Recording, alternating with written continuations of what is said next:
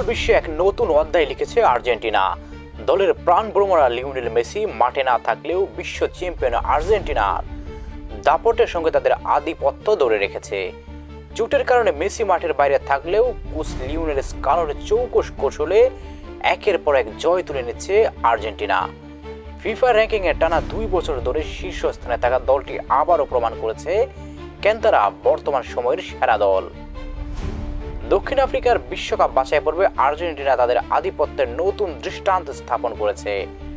টানা 2 ম্যাচে জয় তুলে নিয়ে তারা নিশ্চিত করেছে বিশ্বকাপে খেলার পথ আরও সুগম করা।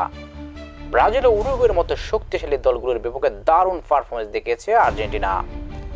মেসির অনুপস্থিতিতে দলের আক্রমণ ভাগের দায়িত্ব কাঁধে তুলে নিয়েছেন জুলিয়ান আলভারেজ ও লাউতারো মার্টিনেজ। মাঝমাঠে অ্যান্ড্রু ফার্নান্দেজ ও রদ্রিগো ডি পল দেখিয়েছেন দুর্দান্ত নৈপুণ্য।